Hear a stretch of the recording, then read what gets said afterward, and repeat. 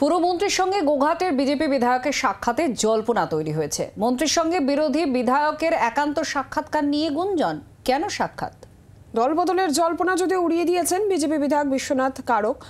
আরামবাগ পুরসভায় 9 কোটি টাকা দুর্নীতির অভিযোগ বিধায়কের, আর ব্যক্তিগতভাবে মন্ত্রীকে সেই তথ্য জানিয়ে যাওয়ার জন্য তিনি এসেছিলেন, এই দাবি বিজেপি বিধায়ক করছেন। পুরমন্ত্রীর সঙ্গে গোঘাটের বিজেপি বিধায়কের সাক্ষাৎ নিয়ে জল্পনা। সৌমেন ভট্টাচার্য টেলিফোন লাইনে রয়েছেন প্রতিনিধি। সৌমেন, সাক্ষাৎ নিয়ে জল্পনা ছিল, দলবদলের জল্পনা যদিও বিজেপি বিধায়ক উড়িয়ে দিচ্ছে, ঠিক কি জানা যাচ্ছে এখনো পর্যন্ত এই সাক্ষাৎ নিয়ে?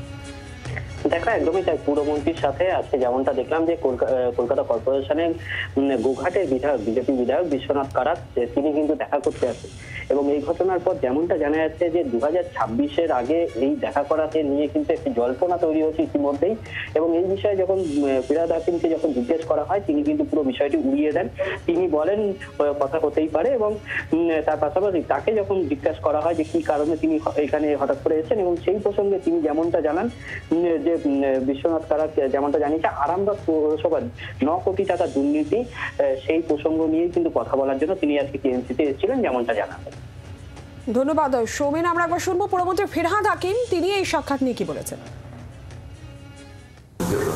ওর তো ইচ্ছে হবেই, কিন্তু আমার কাজ হচ্ছে অভিযোগ পেলে তার সত্যতা যাচাই করে, যে কাজটা আমি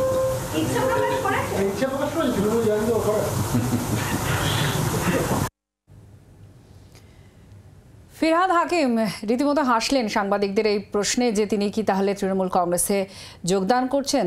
আর এই হাসির যে কারণে বা যে পূর্বাভাস দেওয়ার কথা অনেকে মনে করছেন, সেটা কিন্তু সেই জল্পনায় দাঁড়ি দিয়ে দিলেন বিজেপি বিধায়ক। তিনি বলছেন যে অনেক অভিযোগ রয়েছে, সেই অভিযোগ নিয়ে তথ্য পরিসংখ্যান দিতে তিনি মন্ত্রীর সঙ্গে দেখা করতে এসেছিলেন।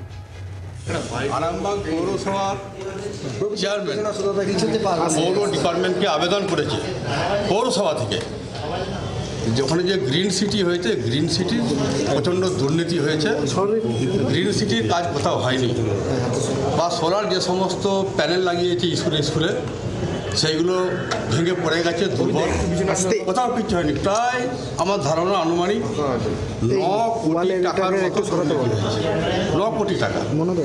সেই জন্য এটা আমার কথা নয়, আমি তথ্য পেয়েছি সেগুলো দিয়ে গেলাম। আরামবাগ পৌর চেয়ারম্যান তিনি যেহেতু আবেদন করেছে ডিপার্টমেন্টে, কিছু জিনিসপত্র বা ডকুমেন্টস আমার কাছে এসে গেছে, আমি পার্সোনালি বললাম যে জিনিসটাকে দেখা এইটা যাতে করে হয়। কারণ স্কুল থেকে আবেদন করেছে, যে যে জায়গাগুলো আপনার ওই প্যানেল লাগানো হয়েছে সে সমস্ত ডিপার্টমেন্ট থেকে স্কুল থেকে আবেদন করেছে, এসডিওকে আবেদন করেছে এলাকার বাসিন্দারা, বা সংস্থা এসডিওকে করেছে।